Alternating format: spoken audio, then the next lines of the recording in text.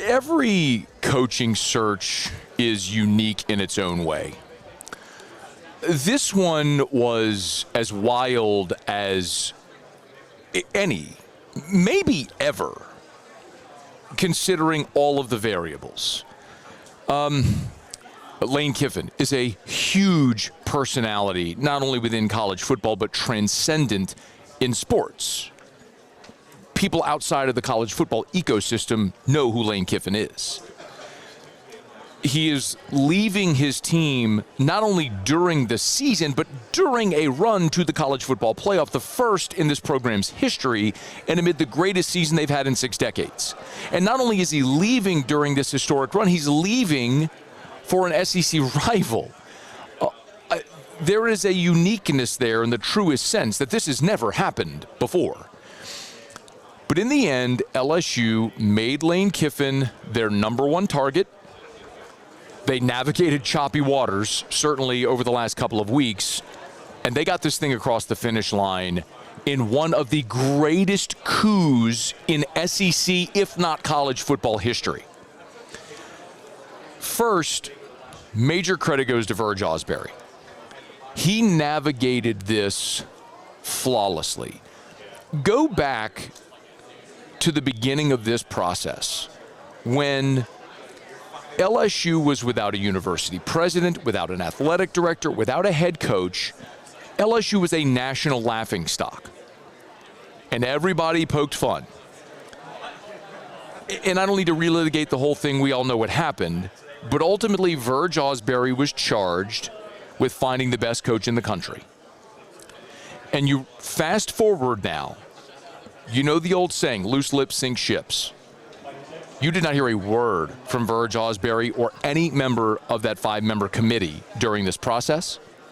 They communicated with Lane Kiffin early and often throughout to make sure that any potential hurdle was cleared, from salary to NIL to where Knox Kiffin is going to play high school, and to make sure he'd be eligible through the LHSAA and all of that stuff. We even saw a story today about how LSU is going to pay his bonuses due him at Ole Miss if, in fact, Ole Miss advances.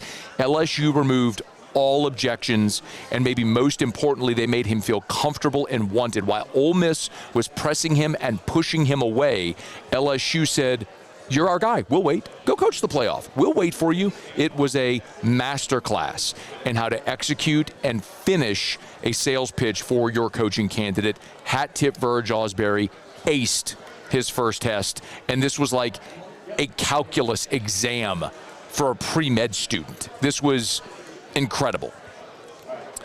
The hire itself is a no-brainer.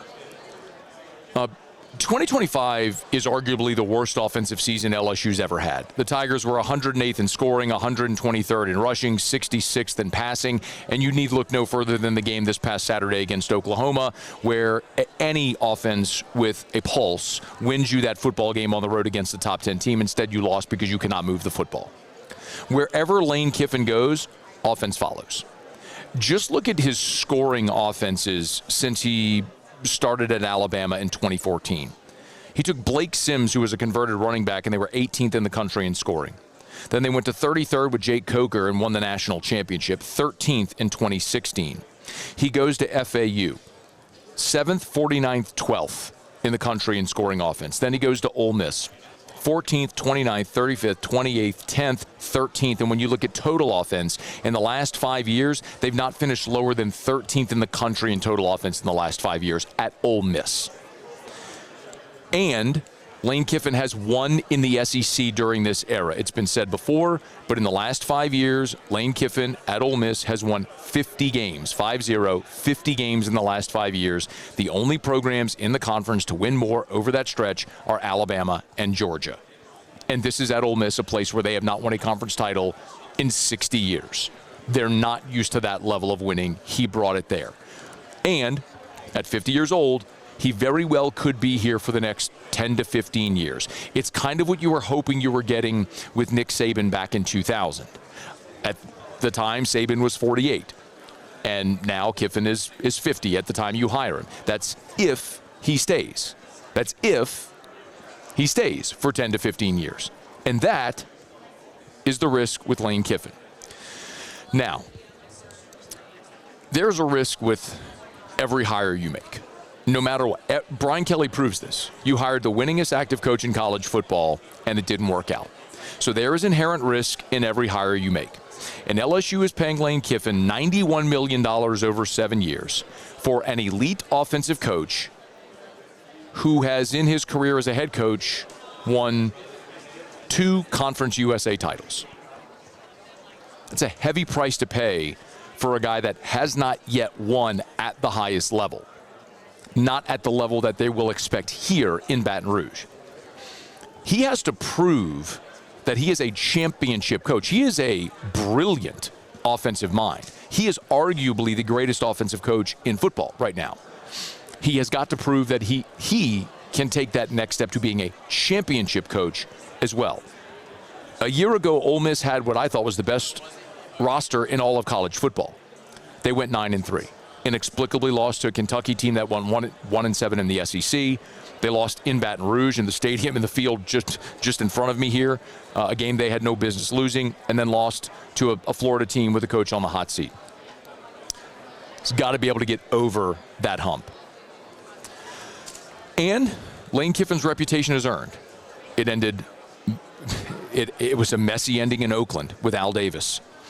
He left Tennessee in the middle of the night after one season. He got fired on the tarmac at Southern Cal. He goes to Alabama, where he's dismissed before the national championship game because he was a distraction.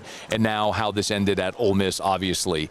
These are all earned parts of his story. These are chapters in the Lane Kiffin book, and these are earned parts of his reputation, a reputation he has worked very hard to rebuild and to rehabilitate, even going so far as to participate in a documentary that aired and was released before this football season. If you're LSU, you know what you're getting into. You're getting into bed with a coach who has a history of leaving places, of looking at the shiny new thing, of moving on. And what might that be for Kiffin now? I don't know. Maybe it's the NFL in 4 to 5 years. But what we know is that today, Lane Kiffin is the head coach at LSU for the exact reason that we've been saying for the last 2 weeks. The ceiling is lower at Ole Miss, and Lane Kiffin wants to win national championships and consistently compete for them, and he can do that here, which is why he left a place that I believe him when he says he loved. He loved Oxford. He loved Ole Miss. The people there were great to him. He wanted to coach his team. I believe all of those things are genuinely true. But I think Lane Kiffin also knows his ceiling at Ole Miss was lower, which is why he's here now. And Lane Kiffin will use LSU and the resources here to get where he wants to go, which is to a national championship. And en route, LSU will enjoy the fruits of those labors.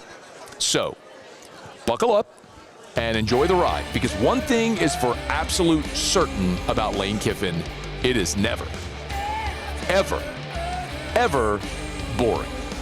Hey, thanks so much for watching. Please leave your comments. I love to interact, and be sure to hit the red subscribe button below.